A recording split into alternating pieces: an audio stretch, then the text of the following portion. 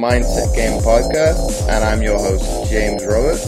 Before we get started with this week's show, first off, let me take this opportunity to welcome back the regular listeners. And if this is your first time listening to the show, I hope you enjoy this episode and decide to subscribe to the show. And on today's show, I've got Brett Bartholomew.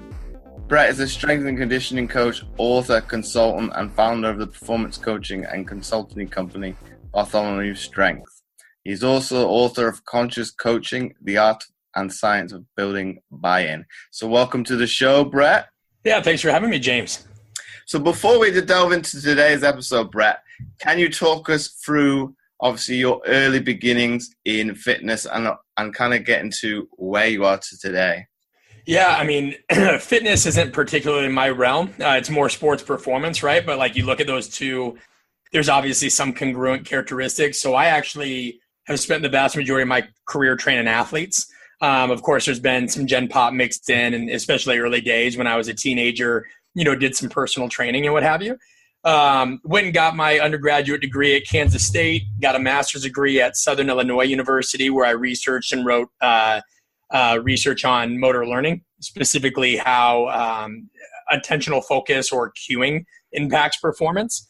The short story would be I've worked both in the team and private sector working with athletes ranging from military, NFL, NBA, youth, high school, collegiate, kind of that whole spectrum. Now, I still do a wide range of work, but mainly consolidated the past, I would say 4.5, 5 years specifically into pro sport.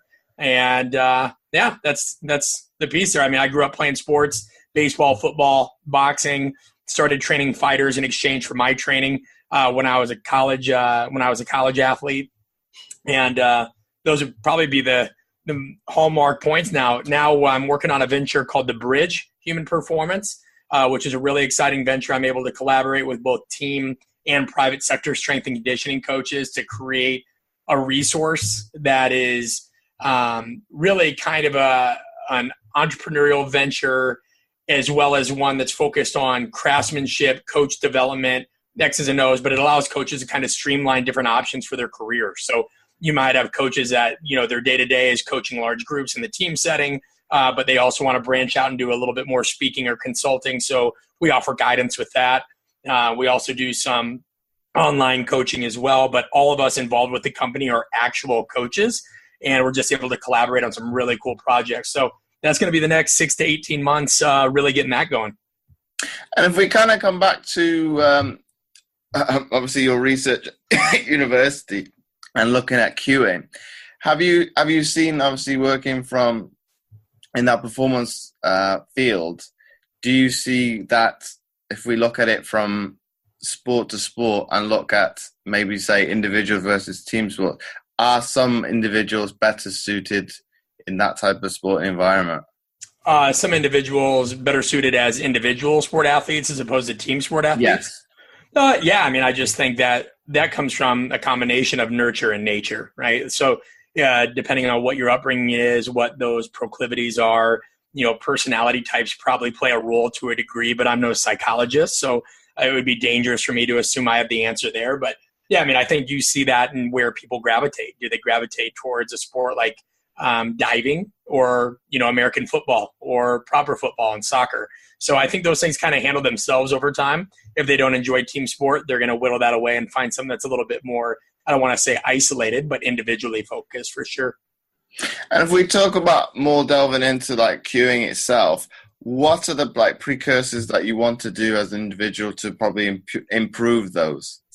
In terms of proving, I'm sorry, I didn't hear that. You cut out a little bit there. In terms of improving your cueing, what are some of the techniques you could actually employ to improve those? Yeah, sure. I mean, I talk about these in my book, Conscious Coaching. I always use a 3R framework. So it just goes into research, relate, and reframe. And the book goes much more in depth, but research goes into making sure to ask questions of the people that you're coaching and not just, hey, what got you into the sport? Why do you like this sport? Meaning, ask them who their favorite coach was and why, right? That will give you insight as to how they like to be communicated with.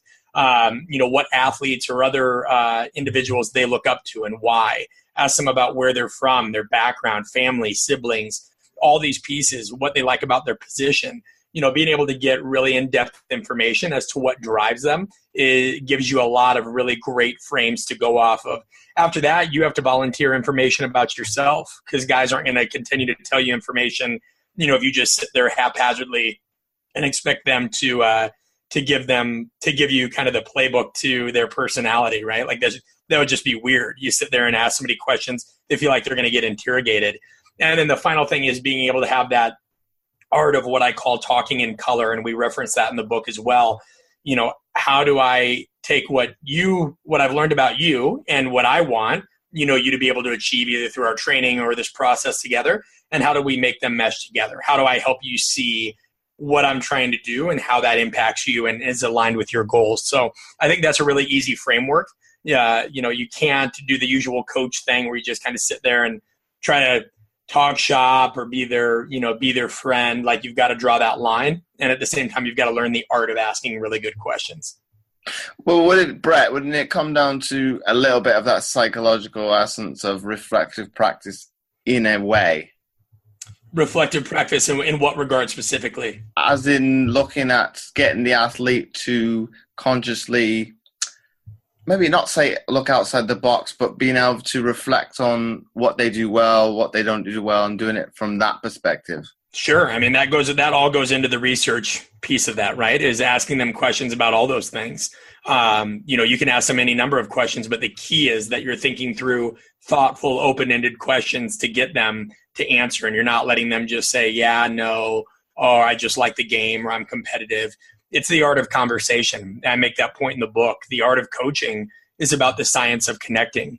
And we also talk about 3 stages of internal identification and how you can use that as a coach or with your athletes to be able to help them better reflect and get deeper in understanding, all right, who am I? How can I leverage who I am? How can I better understand and direct the things that matter to me and what I feel like I do best in order to amplify my practices?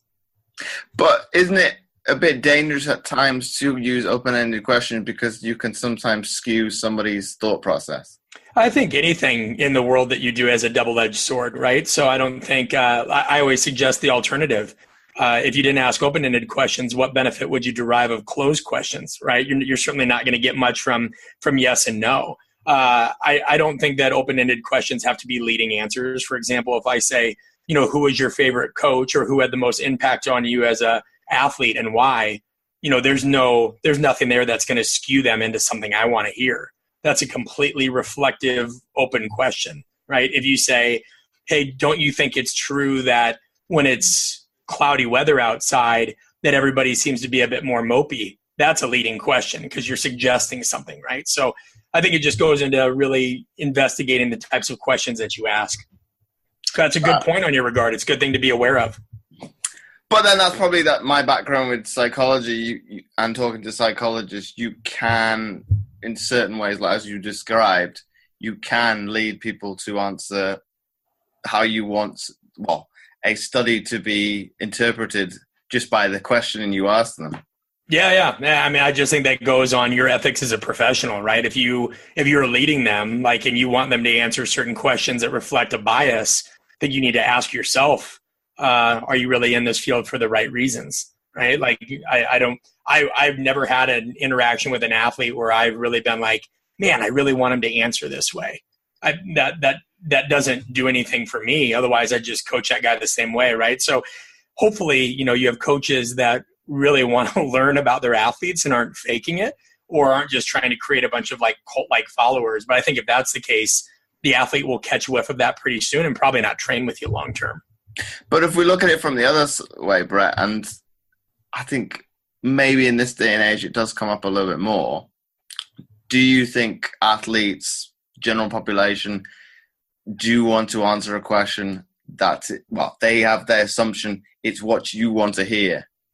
Oh, yeah. I mean, that's going to be anybody, right? But you just keep digging in the process, right? Like, you got to keep asking that. And then that's the relationship over time.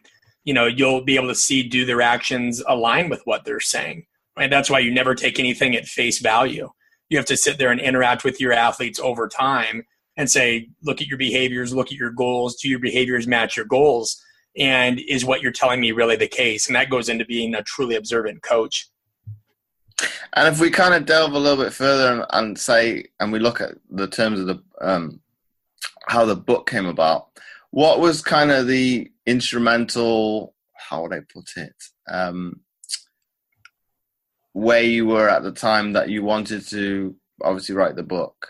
Yeah, I mean, there were a number of factors. One, I talk about really in depth in chapter 2, my own personal background and seeing the truly detrimental, almost traumatic effects that being around people that, just because they're well credentialed or because they have a certain area of domain expertise, they think that they're really good at their job, when in reality, they may not be socially and emotionally effective. Intelligence to me is not hallmarked by rote memorization of facts. It's hallmarked by the ability to adapt and be fluid across many different social situations and then being effective in those situations, whatever that outcome may be defined by. So I had a lot of those instances when I was younger. I'm going to avoid going on in depth because the book, there's about 25 pages on that in particular, right? And I don't want to put your listeners to sleep. The other piece is working as a coach now for 11 years. I've seen, now, I mean, we've lived in the information age for how long now, right? We have more and more resources. Have those resources really led to us being better and more highly skilled practitioners? I would argue not. I think that in some ways, sure, like you have some things that you've been able to add because of the open access source of information, but information alone doesn't make a skilled practitioner. That's why we still have obese doctors. We have psychiatrists that are probably a little bit loony. We have divorced marriage counselors, and that's not an attack on any of those folks. That's just stating the obvious. You can be well informed, and that doesn't necessarily mean that you're upholding your end of that spectrum, right? So I think that just seeing things where people were ignoring this psychosocial piece, the communication piece, and just understanding that people aren't Toyota Camrys. No matter what information, what things that you have at your fingertips, you're going to have to be able to communicate with them effectively if you want to have positive outcomes. But doesn't that come back to the quote, do as I say and not as I do in certain circumstances? And in terms of, like, you think that that's a good way for people to operate?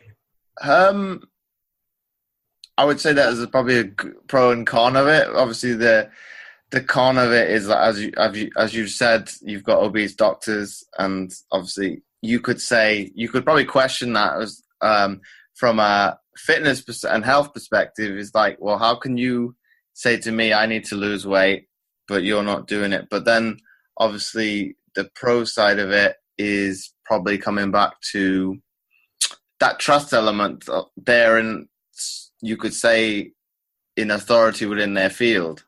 So you think that trust should come from titles and credentials and not exemplifying a certain kind of behavior? I would say I would probably,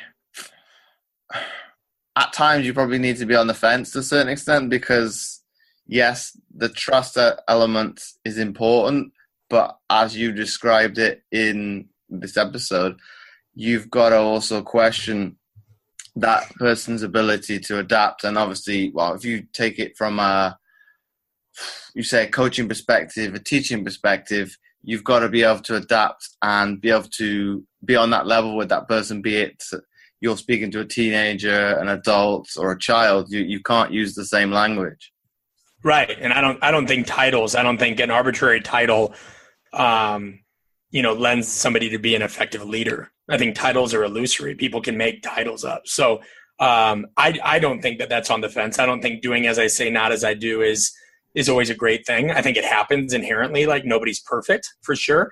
But if we had to describe somebody that is a coach that you really wanted to follow into dire situations, you'd want them to believe that they're a man or woman of their word and that they've exemplified that kind of behavior in some degree. Of course, that doesn't mean that a coach of a power lifter needs to be able to squat 1,000 pounds until they go into the grave, because there's going to be certain limiting factors.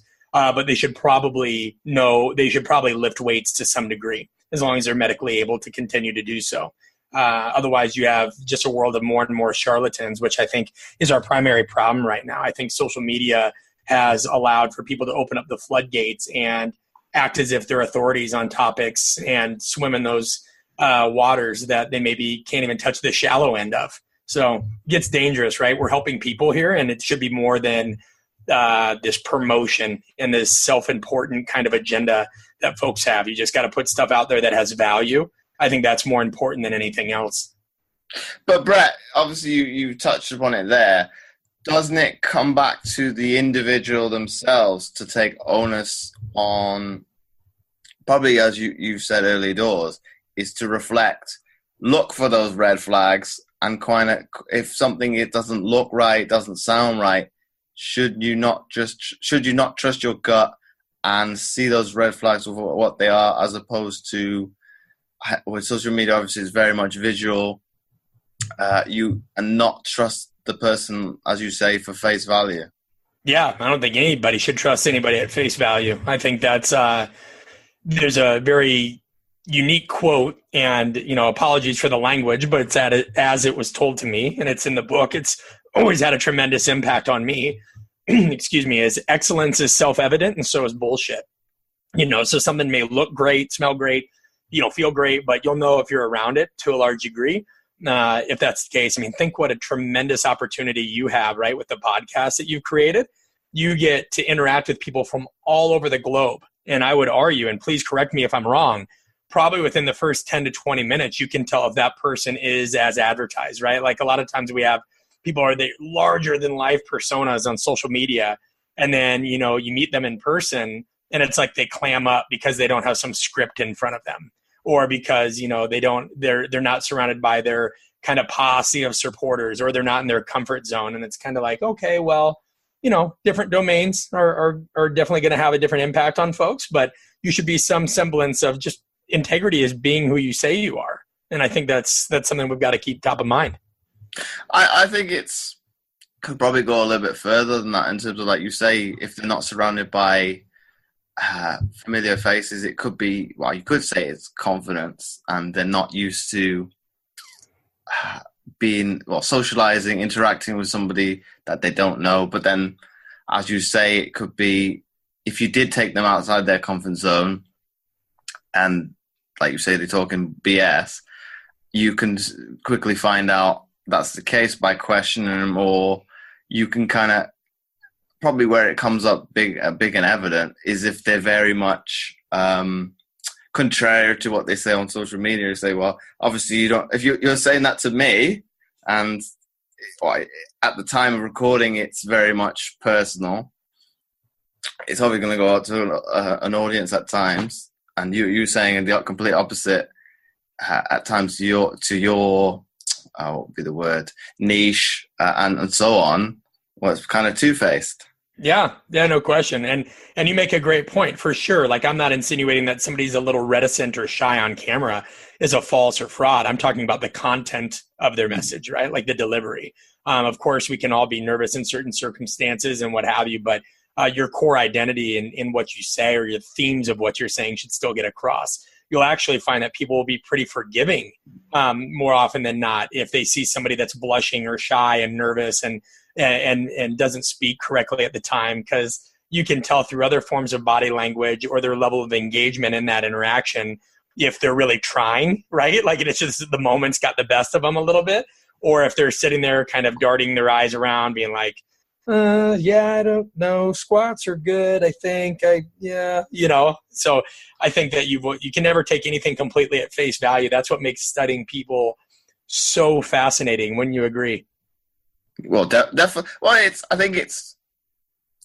I was talking just about this yesterday with my family, and my mum was saying I was doing that even as a child. You're thinking, I don't remember like analyzing people and pushing buttons. You're thinking, I don't remember doing it, but going to the extent. I don't know how young I was, but as a child, pushing the right buttons, but knowing when to stop, when it's gonna, obviously you're gonna get you in big trouble. So you're thinking, well, if my family's saying that to me, I don't know, I'd have probably been preteen or something like that. I'd have thought. I've been doing it almost 20 years, that kind of nature of analyzing people, and obviously, well, it's not a good thing pushing people's buttons, but I was gonna say, what draws you to that? What do you like about pushing people's buttons? I think from a sporting context, you can get under people's skin, and obviously probably from that context, you're doing it to not undermine them, but kind of get them away from the game. But from, I don't know, from a personal thing, it's not, I wouldn't say, it's probably not a good thing because you're trying to annoy somebody, which is not great. Yeah, or sometimes people, when they do that, when you find folks that like pushing other people's buttons, it's very insecurity driven where they're trying to, they want to show they can hang with that person or throw them off their game and establish some level of superiority. And of course, like that's very different than the sporting context. You look at Mayweather, McGregor, right? That's a whole promotional thing, right? Like we know that those guys behind closed doors are like, okay, we just fooled the world, way to go. Like you go your way, I'll go my way. But it is interesting because you see that a lot in coaching. You see people trying to like poke one another, do this, do that. And I think as a younger strength coach, sometimes I'd fire back. I never got involved in it, but now I've just learned, it's kind of like Jay-Z. If somebody says something to Jay-Z, I don't think he's going to spend too much time responding. And neither does Eminem. Everybody, everybody likes to fight for their piece of the pie. But there are more than enough athletes and people for us all to work with and train that I don't run other people's races, right? Like you stay blinders on, focus on what you have to focus on, and let other people's issues be their issues. I think, Brett, in terms of that, I think it's like we've attested to, it's social media has probably hyped that up a little bit in terms of people are, I wouldn't generalize and say it's more potent now than it was, say, 10, 20 years ago. With people, it's more visible. They're more concerned with what others think, whereas I think it's probably a big one within the fitness industry. You could probably say because people don't like to be bad-mouthed and kind of dragged through the dirt, but it's not a bad thing from, if you use like your quote with the research, you want that peer review at times because on the plus side, if you get commended by your peers, that's a good thing. So you should be able to take it on the flip side if they don't agree with something you've said. To some degree, the negative aspect of things. Yeah, no question. Yeah, that's a good point. But in terms of probably that, it's a difficult one because, like you were saying, we shouldn't be concerned with what other people think. But I think it's become a societal problem.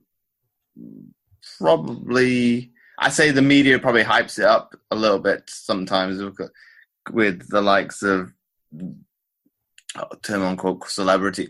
They've become famous for no apparent reason, or the big one, I think it's probably the dangerous one, was the celebrity backing, say, fitness or health things, and they've got no expertise whatsoever. Yeah, happens a lot. That's for sure. That is for sure. But what is your take on that, and what should people probably take face value? I'm very much, if I see that, I'll delve into this, be it article, news piece, and say, well, okay, they've backed this. What are the pluses of it? Obviously, the name helps the brand, but what are people actually getting from it? Because I think, what was it, when I was reading about a couple of weeks ago, I can't think of what the actress was, but she was backing and this was in a company that's got gyms in New York City and in the Hamptons. So obviously it's lots of money is involved. I think it was, I don't know, $800 a month to just be a member. So obviously it's out of the realm of most individuals anyway. So it is probably a bit ludicrous, but it's saying, well, what can you get? There's probably, like we didn't discuss, is if you're paying more for something, is not necessarily going to be better than, say, something that you're paying, I don't know, if we say 10% of that and say $80, is not always better. Yeah, I want to make sure I understand the question. Are you saying what can we take away from people that are kind of phonies or frauds, or what's the hallmark question there? I could take it from that one, and then I'll probably rephrase it a different way. Yeah, I mean, I think just part of being a thoughtful, reflective, and holistic-minded individual just comes from always looking at things in a balanced perspective. I think, I don't know many intelligent absolutists, or at least ones that, again, it depends. I guess it depends on your definition of intelligence. But I think that you have to look at something. I mean, a popular example is Jillian Michaels, and granted, fitness is not my domain, but I can see just from being observant how that affects other things. And people will say, "Oh, she did this, she did that," and of course, and not even being completely familiar with her work, but what I saw, is just a bastardization of certain principles, right, and characterization of a lot of things that aren't true. But she obviously knew how to put herself out there. And it worked. And so do I think other people should follow suit in that? No, not in the way that she did it. I think you have to do your due diligence. But I would argue that she probably had a pretty strategic business mind. And some people could benefit from enhancing their business mind for sure. I mean, my father's a financial advisor, and I knew I didn't want to go into that, but I knew that there were principles that I could take from that to better support my family. So the money we do make is more carefully invested. So I think there's always somebody you can learn from. I mean, some of the worst, most atrocious, horrific leaders in history, what they did and who they did it to and how they did it, you can even take learning events from. And that just comes, from doing proper investigation and understanding what you're looking at. But I don't think that should be looked at as a quick and easy route for people to do those kinds of things. I don't think there's anything inherently wrong with promotion. I used to think there was, but if you're putting value out there, then put it out there. I mean, researchers do it, right? How many articles do we have on our desk? I'm holding up right here. That's a form of promotion. Somebody puts something in a journal article. Oh, here's another one. That's a form of promotion. They want their name at the front of the article because they want to be perceived as a subject matter expert, right? And there's nothing wrong with that because they're putting information out there for somebody. Now, if you're putting something out there that's going to hurt somebody or detract from their lives or do something negative and doesn't add value in any other place than your pocketbook, then I think you need to think twice.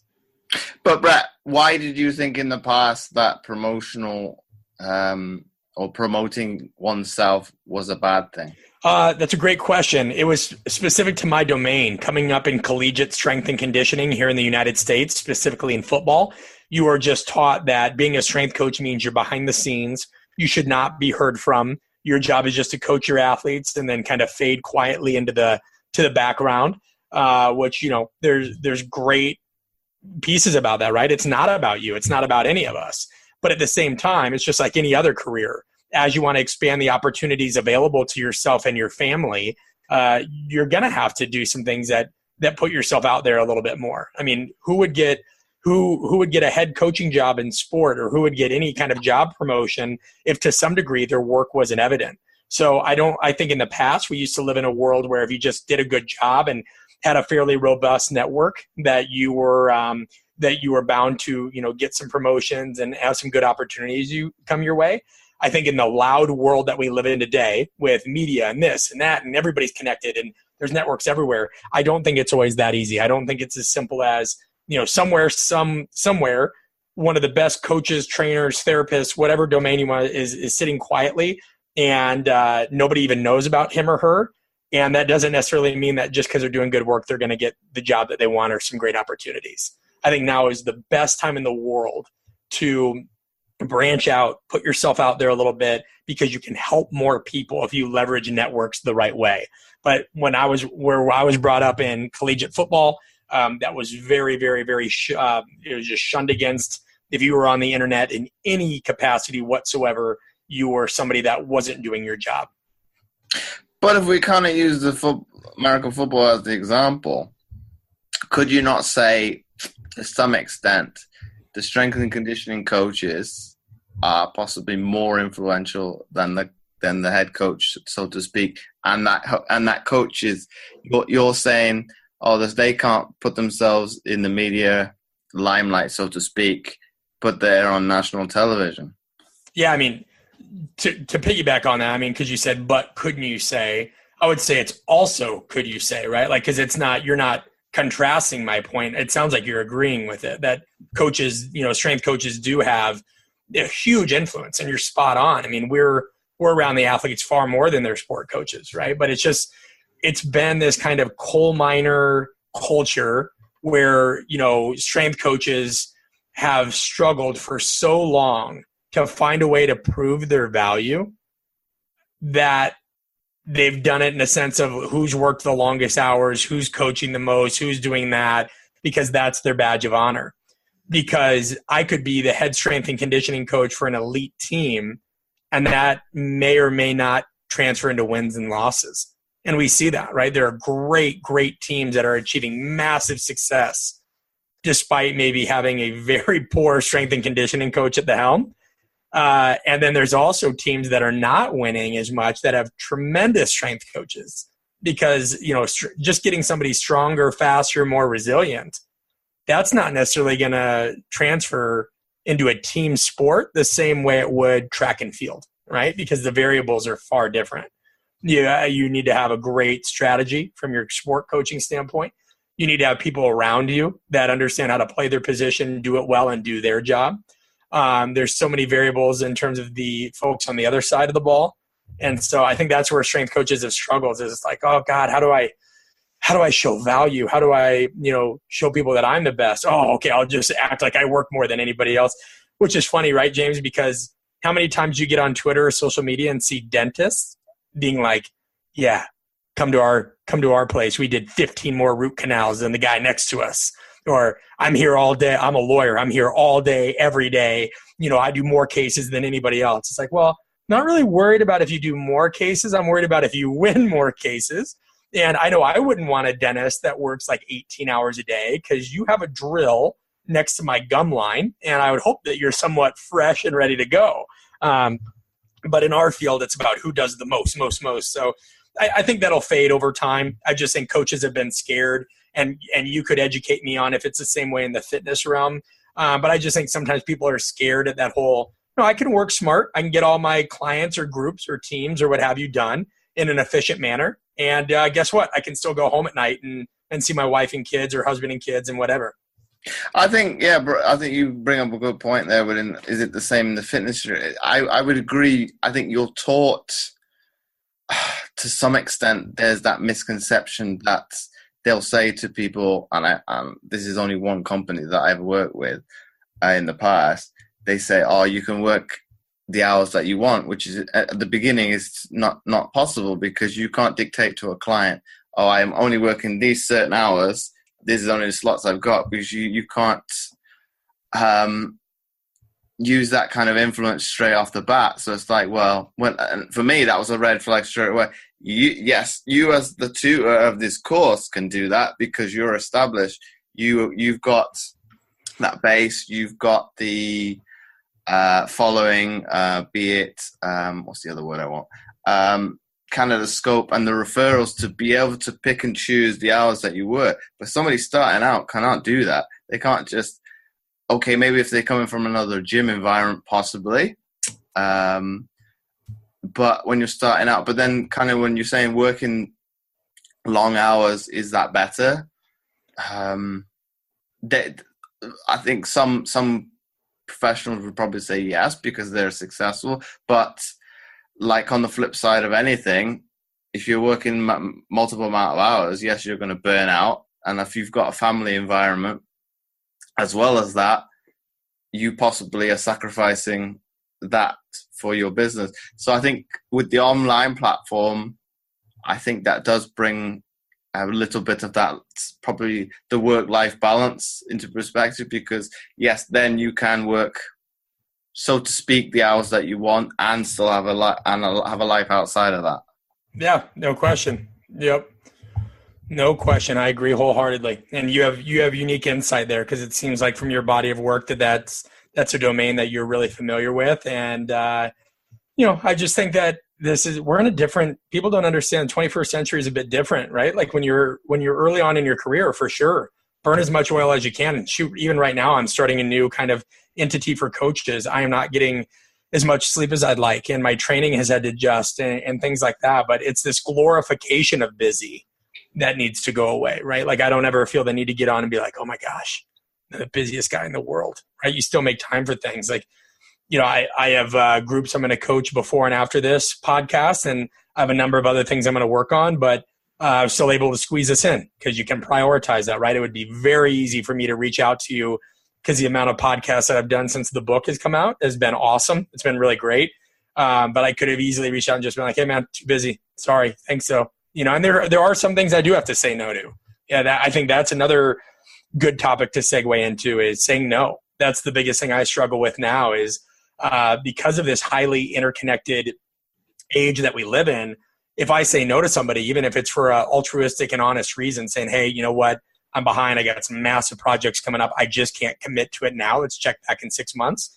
You leave that up to that person to just be like, ugh, blowing me off. This person's big time. This person's this, right? We're so emotional. It's, and this will probably be one of the last podcasts I do for the next 3 months because I have those projects. But, you learn as you get older, and you know this, right? Like you seem like a really sharp, intelligent guy that's been through a lot, given your tremendous accomplishments athletically. And not everybody's going to like you, and even if you helped every cat out of a tree, every old woman across the street, and you worked with the homeless day in and day out, there's still going to be a lot of people that just think you're a self-serving whatever. And I've learned to just kind of deal with that, because as long as the people that know you really, really closely and the people that work with you day in and day, who cares what the people on the fringe think? That's life. Somebody made a great comment the other day. They're like, oh man, I love people, but they go, if you ever want to lose faith in the human race, just read YouTube comments. Literally go to anything. And these people just sit there. It's so funny. It's like furry cat 820 will sit there and just dislike everything. Meanwhile, it's some 11-year-old kid in a video game chair sucking down Mountain Dew. You know what I mean? But it's funny. I think that's why psychology and understanding chaos, envy, and all these kinds of things that make us, oddly, what's the word I want to look? Cannibalistic and corrosive sometimes is so intriguing to me, because it's like, why go out of your way? There's already enough crap in the world. Why go out of your way to? It doesn't take a lot of intelligence to find negative stuff out there, in my opinion, at least. But Brad, I think you bring up a good point there in terms of when people interpret, say, like you said, for a good reason, it's probably reflecting on the circumstances, because obviously you're saying you're busy over the next 3 to 6 months, but check back with me in 6 months to obviously get it engaged. It's not you saying predominantly, not predominantly, but an outright no. It's this moment in time, it's not ideal for me. Let me reschedule it for a more ideal time. It's probably redefine. It's probably maybe how the person's brought up as well. I've been very much. You got to look at it in the grand scheme of things. The person's not said outright no. I can't do it at all. It's just not right for now. Or right. When you say it, you probably would do your research in terms of, well, does that podcast add value to what I'm doing, and obviously as a more influential person, you've got to obviously do that. It's probably, it comes back to that self-promotion to some extent. It's probably trying to grow the audience, so to speak, and doing it that. So it's picking and choosing when you do things. So obviously you're probably in a good position to do that, and it's probably for the other individual to take that on board and say for them, if there's somebody that's lower down the pecking order, they've got to kind of reflect on that one and say, well, would you do that to somebody else below you? Yeah. I don't think you're always, you make some valid points. I just think you have to always assess where you're at and what's going to be most beneficial to the long-term goals, right? And so I just try to keep those things in front of me. When your values are clear to you, making decisions becomes easier. And I know I'm in a point right now where, it's very important for me to be more involved in helping more of the coaching community, because I think there's some things that we could do better. And I think we have some really special people in our field. I think a lot of times our issues get swept under the rug. And so things that I do or do not take on at this point in time have to allow me to make the biggest ripple possible And there's different times, there's seasons, right? Sometimes that may be doing more podcasts. Sometimes it may be writing a book. I mean, I hate writing. I never thought, like, I always wanted to write a book before I died, but I hate writing. Just the process of sitting, and you're in the same chair for a long time. And I know a lot of people, including myself, would still say that writing helps clarify your thoughts. But I'm also a little bit more, this sounds really messed up, I'm a little bit, I'll say, socially inclined as opposed to orally inclined, that I find clarity through speaking my thoughts, and I enjoy talking to people. Writing just seems to take quite a bit of time, and it's not something, when I'm sitting, those ideas don't flow as freely. Does that make sense to you? Yeah. When I'm kinetic, those ideas, those emotions, the parallels I'm able to draw between seemingly disparate ideas is a lot easier for me. Comes a lot more easily to me. Writing, I'm like sitting there, I'm like, I don't really like, and then when I do put anything out, I'm just like, this sucks. Which, like, it always intrigues me when some people write. I think they're like, oh yeah, I'm the end all be all. I'm very much the opposite. If I look at like my writing, I'm like, oh, I don't even listen to myself on podcasts, but I think that's natural to a degree. But no, you make some fantastic points there. But are you going to write a book? People have said to me, why don't you? But it's probably comes back to happen, like you said, early doors. Does it add value? So it's probably, yeah. People say, oh, you should write a book on this. Yeah, but if I can't aid people and they get benefit out of it, what's the point in putting it out there? Why do you think they wouldn't get benefit out of it? I mean, listen, I understand, just real quick, because like I thought my mom and like 3 friends would maybe read my book, and then it's like I had no idea, especially because we self-publish it, that it would become a bestseller, let alone in 4 months. It ended up hitting like the top 10. And I'm not saying that to brag. I'm just saying that because I didn't think what I said was anything special. I hoped it helped, right? But like, essentially you're saying the same thing. Like, if you feel like you have something that could help people, put it out. There's only one way to find out, man. Put skin in the game, and you seem like you have really interesting perspective, and the things you accomplish are not normal. And so I think sometimes just telling some stories and making sure that it's in a relatable, kind of helpful way, I don't think you'll go wrong. But to kind of come back to my point, I was going to ask you, if you had the chance to maybe, what would it be the word, do it as an audiobook, and you would have thought maybe it's going towards that in the future, that probably books are going to be more and more in that kind of genre, would it have been easier for you to, well, we use the quote writing because it's not really the writing, but if it was in that kind of realm that you were speaking your thoughts as opposed to writing them down, would that have been easier to do? No, not in that context, because it's not like giving a PowerPoint presentation or even doing a podcast. If I'm going to speak something that would essentially become a book with no written script or format, you'd be in a lot of trouble. You'd be very repetitive. It would probably lack a lot of organization. You'd essentially be coming up with it on the fly because you might have an outline together, but nothing to fill those gaps. It would be hard to tie everything in. So I don't know if anybody would ever be able to verbally do an audiobook, like an Audible thing, without having written a book, or at least a very, very thorough manuscript at the very least. I also do Audible. I think people sometimes drastically underestimate what that takes, and I didn't know either, right? Like before I did this, even writing a book, I mean, that I'll be very open. That cost me and my family $20,000, more than $20,000 to write a book, because you're paying editors, you're paying a graphic designer for the cover.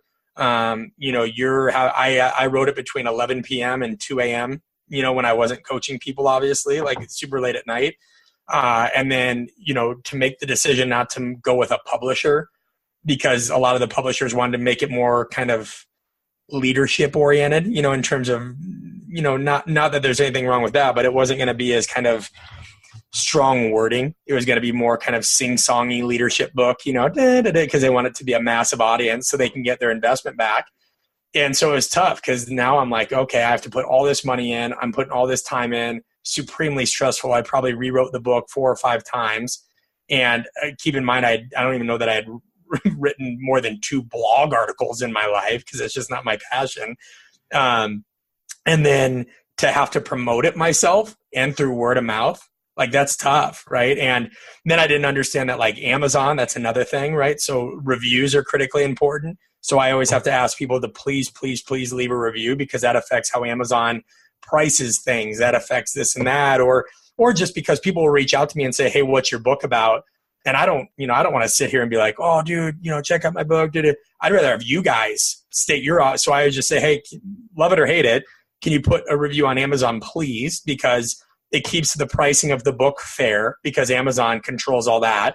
And then 2, it helps other coaches or people learn more about it. So it's a massive undertaking. And then to do Audible, I just found out, probably a few months ago, the microphone that I'm talking through you now, you have to buy a special mic. If you want to do this yourself, special mic, recording equipment, you have to send it in a certain file size. You have to do all these steps. I mean, it's crazy. You have to go back and filter it. You have to have a pop microphone so that you don't hear that, when you're talking. There can't be any ambient noise. So if I'm midway through a chapter and my dog barks, now I have to make some kind of sound and go back and edit it. And then only after you have this perfect file, audio file, can you submit it to Audible, and then you pay for all this other stuff. Or you can basically just say, hey, you guys do it. But then you risk an author that's not familiar with your subject matter material. Not an author, a narrator. You're paying them a significant sum of money, and they're already getting that money. So now you're out more money. And you don't write these books I get like $3 if somebody buys it off Amazon, right? Like, it's not like people think if you write a book that you're like rich. But my point is a lot of people be like, oh, is it going to be on Audible now? And I'm like, oh, dude, I'd love for it to be on Audible. And I'd like to narrate it because I think it's usually more personal that way, right? But man, you guys don't know what it takes. I'm still trying. I only wrote the book, like it only came out 5 months ago. I'm still trying to recover. It's like, you seem the same way. So correct me if I'm wrong. I don't want to assume. When I'm coaching or around certain friends, I'm very extroverted, right? But when I'm not in those environments, I'm a pretty introverted person. And I find that after I'm, done coaching for the day, or even after I'm done doing a podcast like this, I don't really want to talk that much the rest of the day. I kind of want to just chill and be left alone. So that takes a good bit out of you too. That's how writing a book is. It's like you go to this really loud, obnoxious party and, everybody wants to talk to you, or you've been coaching 12 groups that day. When you go home, you don't really want to hear yourself speak. Like, I'm still trying to recover from that book. It was just a lot of emotional and creative energy, I think, is what I'm trying to say. I would definitely agree. I'm probably very much similar to that. Yeah, it's hard, man. So a lot of times you just want to be like, no, leave me alone, please. I love you guys. I'm really glad, but like, I'm not putting out an audiobook in the next 3 months. It's more work than you think. But I'm glad that there's interest in it. I think that would be a fascinating idea that you posed. I just think it would be pretty hard, to lock into an audiobook like that. I think you'd have to have a really thorough manuscript to go off of. But you probably could go a step further than that in terms of, be it coaching, anything scientific, from somebody that's not interested in the subject could obviously switch off because the kind of language that is used even reading at times can be quite boring. Yep. No question. Really good questions, man. You asked some very thoughtful, unique questions. I appreciate that. Well, that's probably come down to my nature and being, I would say, quite laid back, and that's kind of questions I like to be. It's not, as you say, it's not scripted. I think it comes back to, I think some individuals that are laid back and be able to do it on the fly can kind of think on their feet. Whereas if you've got a structure and I say, well, this is question 1, 2, 3, 4, you say like in that order, and you answer a different way that I'm not expecting to, it kind of can throw somebody off. Whereas I think when you are the opposite, I think you can adjust because, okay, I've got to concentrate and listen to what your answer is to be able to ask a follow-up question, but you're not leading the guest.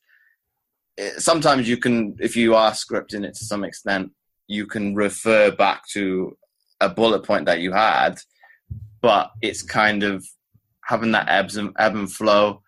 and I kind of adjust it like that, because I think in the past I have had a script, but how I've asked the questions, it's not muddled it up, but those sequences weren't in the same order, but it was still that kind of questioning. But I think it very much comes down to, I think, the guests at times, because some will ask in advance, can you send me questions? Those are at times are quite difficult, because it's like, no, I've asked you to come on.